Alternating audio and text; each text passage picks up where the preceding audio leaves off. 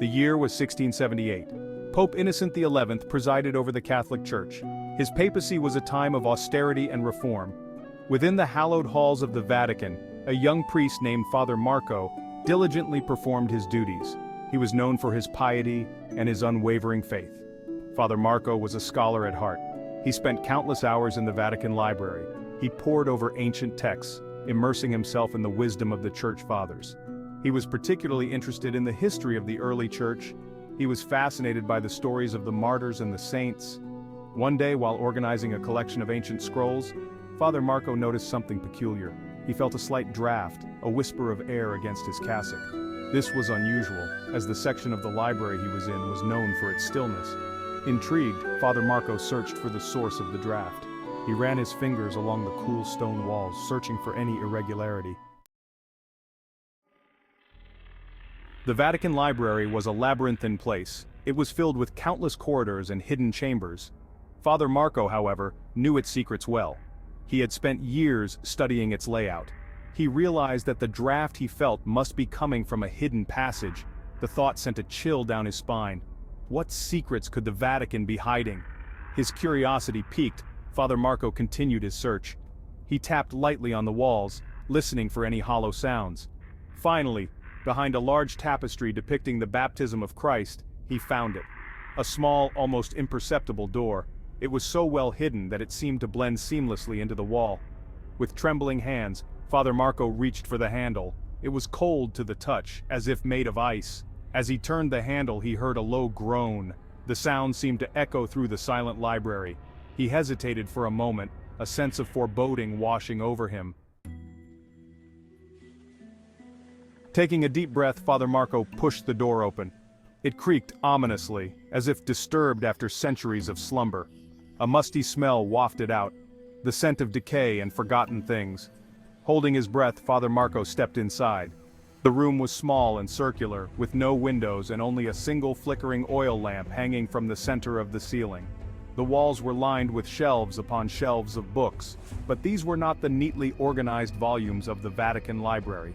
These books were bound in strange leathers, some adorned with metal clasps and locks. As his eyes adjusted to the dim light, Father Marco realized with a growing sense of unease that these books were different. They were filled with strange symbols and diagrams. He recognized some of them from his studies of ancient languages. They were the writings of long-forgotten cults and heretical sects. Father Marco reached out a trembling hand and pulled a random volume from its shelf. The book felt strangely warm to the touch, as if infused with a malevolent energy. As he opened the book, the pages seemed to breathe.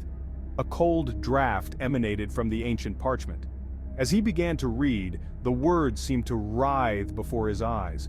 The text was not in any language he recognized. It was a jumble of symbols and glyphs. As he stared at the pages, he felt a growing sense of dread. It was as if he was being watched. He could feel the hairs on the back of his neck stand on end. Closing the book quickly, Father Marco returned it to its shelf. He tried to shake off the feeling of unease that had settled over him, but it was no use. He could not shake the feeling that he was not alone. He could sense something else in the room with him, something dark and sinister.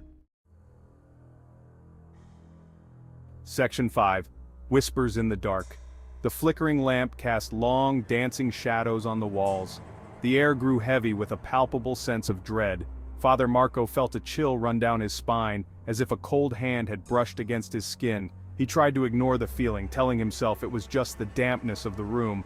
As he turned to leave, he heard it, a faint whisper. It seemed to come from the far side of the room. He stopped, holding his breath, listening intently. The whisper came again, a soft, sibilant sound. It was impossible to make out the words. His heart pounding in his chest, Father Marco slowly made his way towards the source of the whispers. As he drew closer, the whispers grew louder. They seemed to be coming from the books themselves. The books on the shelves seemed to pulsate with a faint, eerie light. Section 6. The Room's Embrace. Father Marco reached out a trembling hand and touched the spine of one of the glowing books. As his fingers made contact, a jolt of energy surged through his body. He cried out in pain and stumbled backward, knocking over the oil lamp. The room was plunged into darkness. Panic surged through him. He fumbled for his flint and steel, desperate to relight the lamp, but his fingers seemed to have lost all feeling. He couldn't strike a spark. He was trapped in the darkness with whatever evil lurked within the room. He could hear the whispers all around him now, closing in on him like a pack of wolves. They seemed to be mocking him, taunting him. His fear threatened to consume him. He sank to his knees, his back against the cold stone wall. Section 7. A desperate prayer. As the whispering grew louder, Father Marco began to pray. He prayed for strength, for guidance, for deliverance from the evil that surrounded him. He clutched his crucifix, seeking solace in its familiar weight against his chest, but his prayers seemed to have no effect. The whispers continued unabated, seeming to grow louder and more insistent. He felt a cold hand close around his throat, squeezing the air from his lungs. He tried to cry out, but no sound escaped his lips. He could feel his consciousness slipping away. The darkness seemed to press in on him, suffocating him. His last thought was of God, wondering why he had been abandoned in his hour of need. Section 8. Silence. Then as suddenly as it began, the whispering stopped. The pressure on Father Marco's throat vanished. He lay on the cold stone floor, gasping for breath. His body trembled uncontrollably. He was too weak to move, too terrified to open his eyes. He lay there for what felt like an eternity, listening intently for any sound. But there was nothing. The silence was absolute. It was more unnerving than the whispers had been. Finally, summoning all his courage, he opened his eyes. The room was still shrouded in darkness, but he could sense that something was different. The air felt lighter, cleaner. The oppressive feeling that had permeated the room was gone. Section 9. The Sealed Chamber.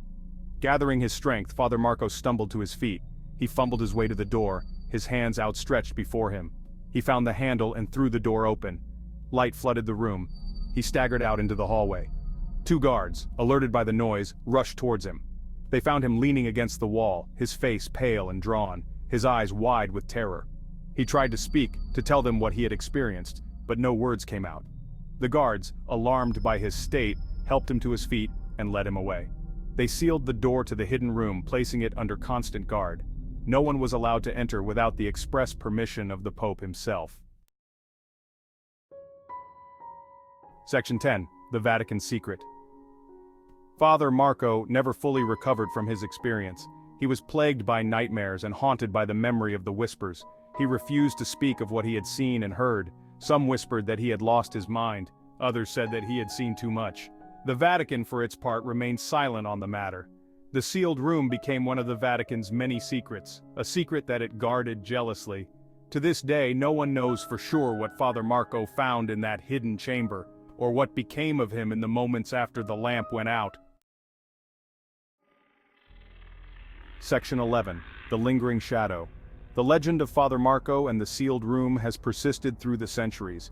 It is a tale whispered in hushed tones within the Vatican walls, a cautionary reminder of the darkness that can lurk beneath even the holiest of places. Some say that the room remains sealed to this day, its secrets locked away from prying eyes. Others believe that the Vatican has since removed the dangerous artifacts, dispersing them to secret locations around the world. Whatever the truth may be, one thing is certain. The story of Father Marco is a chilling reminder that there are some doors that are best left unopened. Some secrets are better left buried.